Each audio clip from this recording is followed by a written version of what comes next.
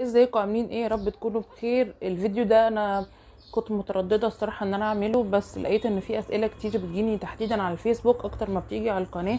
في برضو اسئله بتيجي على القناه، فحبيت ان انا اجمع كل الاسئله دي في فيديو علشان اكون جاوبت عليها once and for all، وما جاوبش على كل شخص لوحده. فقبل ما ابتدي الفيديو بليز اعملوا لايك وشير وسبسكرايب.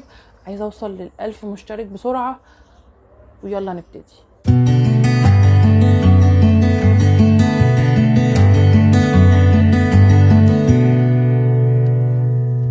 طيب، اول واكتر سؤال اتسال لي جايبه عروستك منين؟ الباربي الاوريجينال منين؟ نفسنا نشتريها، سعرها كام؟ نلاقيها فين؟ كل الاجابات دي بمنتهى البساطه انا اشتريتها من سوق دوت كوم. كان سعرها وقتها 1075 من سيلر، كان مكتوب اسمه ام دي، ودفعت 25 جنيه شحن، فسعرها يعتبر 1100 جنيه. لقيتها برضو موجودة على نون. مش فاكرة شفتها على جوميا ولا لا. الدول بتاعتي لو عايزين تعملوا عليها سيرش تشوفوا صورها، او تعملوا عليها سيرش برضو في اي حاجة من مواقع التسوق، هتلاقوا اسمها ميد تو موف بلو توب. هي من السيريز 1 في الميد تو موف، لان في سيريز تانية طالعة لابسين. السيريز 2 هتلاقوا فيها الدولز لابسه من فوق توب لونها جراي وبنطلون فيه ورد. سعرها حاليا على الانترنت ان توتال بتراوح من 890 جنيه ل 1100 جنيه. مش كل الميد تو موف كده، في ميد تو موف بيكون سعرهم 700 جنيه، يعني ده ارخص سعر شفته، اللي هي السكر بلاير. انا كان يفرق معايا شويه ملامح الدول انها تكون شعرها غامق، عينيها واسعه. يعني انا مش بحب الدولز الشقره. يمكن ناس كتير من اللي شافت الصور اللي انا بنزلها على الفيسبوك، لو انتم مش عاملين لي فولو روحوا اعملوا لي فولو. لاحظت انه انا كل الدولز اللي عندي شعرها غامق، مش كلها بس انا دي الحاجه المفضله بالنسبه لي، فعشان كده دفعت اكسترا. يعني انا ما كنتش بدور على ان جسمها يكون ميد تو موف على قد ما بدور على ملامحها. لان لو فكرنا هنلاقي انه معظم الدولز اللي موجوده في السوق دلوقتي عندها المفاصل العاديه. اي نعم، الكواليتي مش فظيعه زي الكواليتي بتاعت ماتيل، بس موجوده، ولو قدرتوا تحافظوا عليها، لان هي زي ما اقول لكم الكواليتي مش قد كده، لو قدرتوا تحافظوا عليها شويه هتعيش معاكم. من احسن الماركات بالنسبة للكواليتي، بالنسبة للمفاصل، بالنسبة لكل حاجة، هي دي فالوسي. طيب، احنا مش بنحب نشتري اونلاين، مش عايزين نشتري الدول اونلاين. نشتريها منين؟ موجودة في سيتي ستارز، محل هاملز. كان موجود عندهم سيريز 1 وسيريز 2 من الميد تو موف، وكمان عندهم باربي فاشونيستا. في ناس كتير بتحب الملامح بتاعه الفاشونيستز. لو مش عارفين يعني ايه فاشونيستز، روحوا الفيديو بتاع كيف بدأت الباربي. وبيشيلوا الراس بتاعه الفاشونيستا وبيحطوه على جسم الميد تو موف، بس بشرط يكون السكين تون متطابق، عشان ما يبقاش مثلا الراس فاتحه والجسم غامق. رغي كتير. موجودة فين تاني؟ ميد تو موف. لو انتوا عاوزين برضو تشتروا ميد تو موف وليكوا حد برا مصر، ممكن يكون مثلا في الامارات او في الكويت، بلاش السعودية لان السعودية حظر بيع الباربي. لو ليكوا حد في امريكا او في اوروبا، تمن الميد تو موف في امريكا هو $15، يعني رخيصة جدا جدا جدا. ده يعني حوالي 200 وشوية بالمصري. لو ليكوا حد بيروح ويجي تقدروا تخلوه يشتريها لكم. هي موجودة في كل حتة، في اي مول، ممكن اونلاين، يعني بمنتهى البساطة ممكن يشتريها وهتبقوا مستفيدين انتوا بفرق السعر. بقية الدولز اللي عندي منين؟ انا اشتريت كتير جدا، اشتريت من سوق دوت كوم. بصراحة الحاجة بتيجي بسرعة، بتيجي نضيفة، ما بيبقاش فيها مشاكل. طيب، لو احنا مش عاوزين زي ما بقول لكم نشتري من سوق دوت كوم، دي فالوسي موجودة في هاملز، ديفا لوسي موجودة في اكتر من بلاي ستور في سيتي ستارز، لان ده المكان اللي انا بروحه عادة. موجودة برضو في اور كيدز اللي انا بروحه فرع الدقي. بس اور كيدز برضو عنده امكانية ان انتوا تطلبوا منهم اونلاين، فانا اشتريت منهم مرتين. مرة اونلاين، الحاجة وصلتني على البيت، والمرة التانية رحت لهم الستور بتاعهم في الدقي في ميدان المساحة.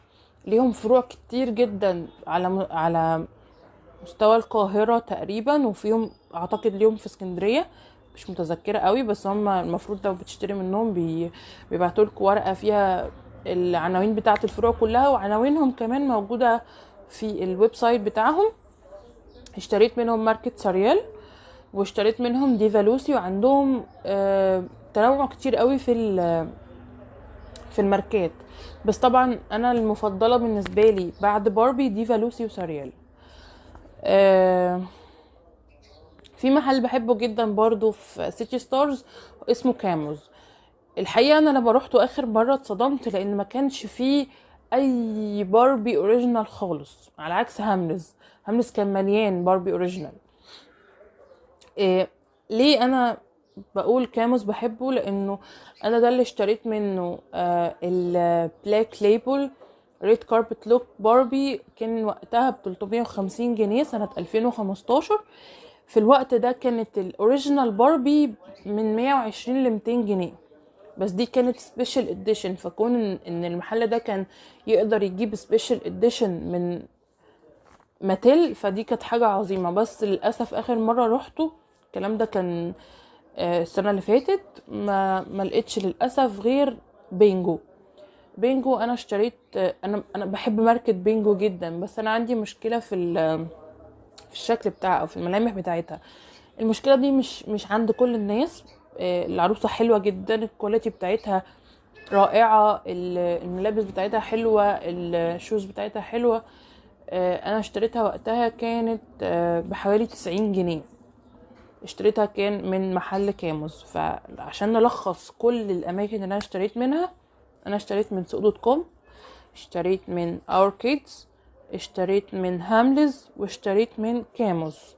هاملز وكاموس في سيتي ستارز، اور كيدز في الدقي، وسوق دوت كوم اونلاين، واشتريت برضو من اور كيدز اونلاين. دي الكوليكشن بتاعتي الموجودة حاليا. لو انتوا عاوزين دولز معينة وتقدروا تشتروها من بره، يبقى افضل، لان انتوا اللي هتستفادوا بفرق السعر. يعني في ميت موف في البي ام ار، لو قدرتوا تجيبوها او قدرتوا تحصلوا عليها من امازون اونلاين، وهتدفعوا طبعا جمارك كتيرة. يعني it's up to you، على حسب الحالة المادية بتاعتكم. طيب السؤال التاني او الاسئله التانية كانت انا بخيط على ايدي ولا بخيط على المكنه؟ انا بعمل الاتنين. في حاجات ما ينفعش تتعمل غير عن طريق المكنه، وفي او مش ما ينفعش تتعمل، المكنه بتكون فيها اسرع وادق. يعني الهيمنج او التنظيف بيكون احسن بالمكنه، بس ده ما يمنعش ان هو ممكن يتعمل بالايد عادي جدا لو انتوا ايدكوا بطيئة ونظيفة كده. في حاجات العكس بقى المكنة مش هتسد فيها. زي السؤال اللي اتسأل ازاي بتوصلي الاكمام بتاعة الفساتين، ده هصور الفيديو بتاعه بعد الفيديو ده على طول وهنزله لكم على القناة، لان انا اخترعت طريقة للكم غير الباترون العادي بتاع الكم اللي ممكن يكون قابل اي حد. بوصل الكم ازاي؟ انا حاليا بوصله بالمكنه، قبل كده كنت بوصله بايدي. في حاجات ما ينفعش تتعمل بالمكنه، وفي حاجات ما ينفعش او الاحسن انها تتعمل بالايد.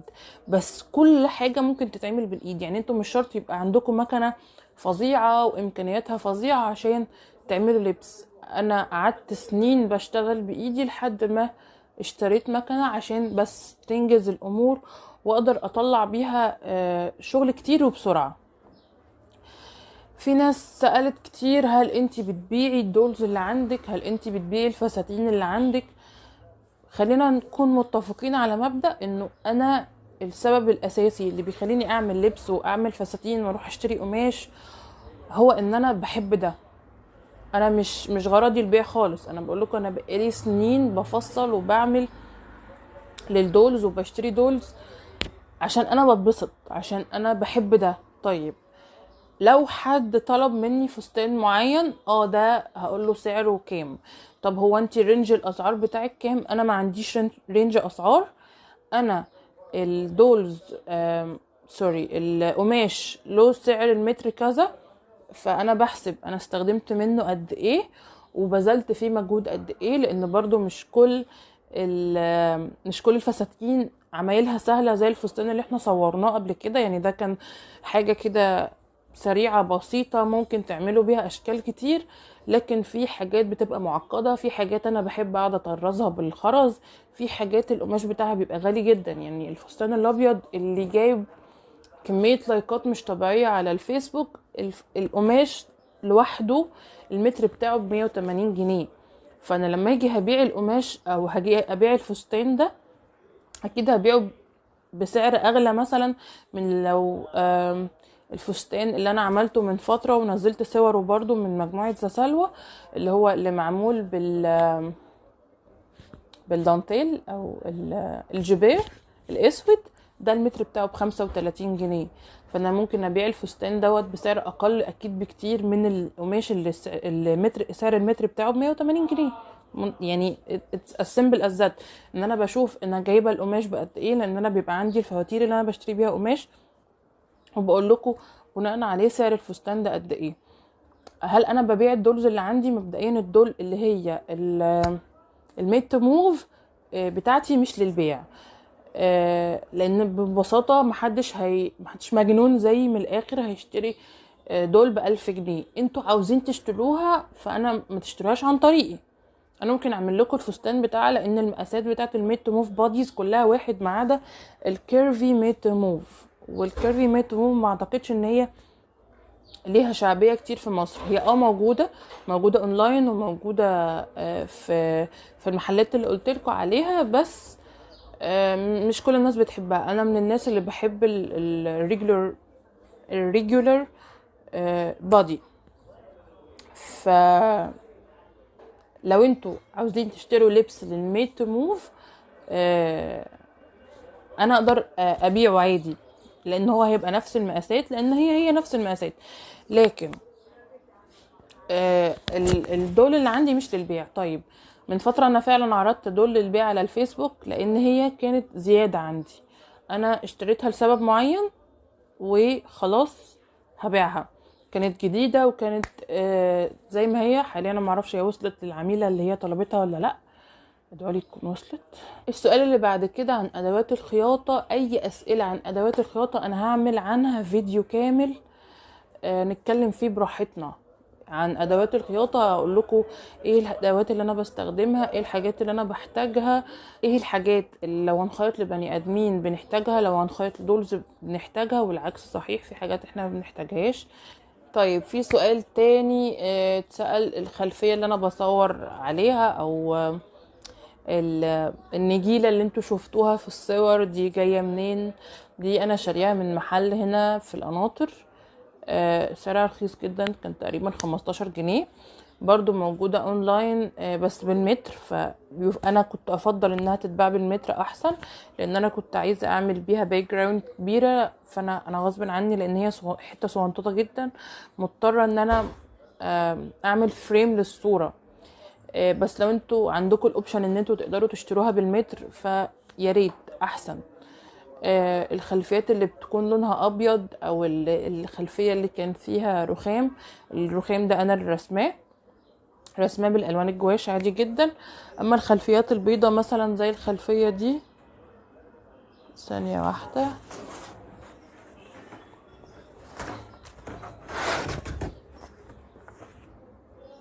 ده خشب انا مقطعاه ليزر، رسماه على الاوتوكاد وبعته لورشة تقطعهولي ليزر علشان ادهنه. بعد كده دهنته بحاجة اسمها سيليتون، حاجة زي كده لونها ابيض، بتدي فينش مات. الارجات اللي انتوا شفتوها في الصور برضو ده متقطع بحاجة اسمها الراوتر. الراوتر ده غير الراوتر بتاع النت، حاجة بتقطع الخشب بشكل معين. والحليات اللي ملزوقة عليه دي جايباها من اليوب، معرفش ممكن تلاقوها فين تاني، لان انا كنت بدور عليها تكون السكيل بتاعها صغير شوية وبرضو مدهونة بالسينيتون. في خلفية بس انا ما تسألتش عليها، بس هقول عليها برضو، اللي هي فيها بانوهات. ده البانوهات دي خشب متقطع وانا لازقاه على كرتون عادي ودهناه بالسبراي بتاع الدوكو. في سؤال اتسأل مرة واحدة، ازاي بتخلي العروسة بتاعتك تقف في الصور؟ طيب ده انا ممكن اعمل عنه فيديو لوحده، لان كلام هيبقى كتير فيه شوية. وهديكوا فيه شوية معلومات انا بشتري او بوقفها ازاي، او الدول ستاند انا جبتها منين. في دول ستاند معمول، بابا اللي عاملهولي ده، عاملينه بايدينا، مش شاريه من حته. بس حاليا مش بعتمد على ده بس، لان زي ما انتم شايفين هو من هنا تخين شويه، فبيبان في اللبس بتاع العروسه. برضو في سؤال اتسأل عن ده ايه، ده جاي منين؟ ده لعبة اطفال موجودة على سو.com ب100 جنيه، وانا دهنته بالدوكو بالاسود، ودهنت من جوه هنا بالجولد علشان يكون في الصور. برضو اتسألت مؤخرا عن الإضاءة اللي بقت موجودة في الصور الأخيرة اللي نزلتها لكم على الفيسبوك. أنا بصور في البلكونة، أنا حاليا مش عندي أي إضاءة تكون بروفيشنال زي اللايت بوكس، أو اللي هو السوفت بوكس كبير، أو الرينج لايت. دول طبعا بيدوا نتائج تحفة في الصور، وبيدوا نتائج كتير بروفيشنال، بس انا حاليا مش ما عنديش الامكانية المادية ان انا اشتري دول، او ارخص من الدول 1000 جنيه. بس انا حاليا وقتها كان معايا فلوس، حاليا لا، لان الميت موف دي عندي بقالها اقدر اقول سنة او سنة و3 شهور دلوقتي. لكن فحاليا انا مش هقدر اشتري حاجة لسه انا مش هستفاد منها بشكل كامل يعني. انا بصور في البلكونه.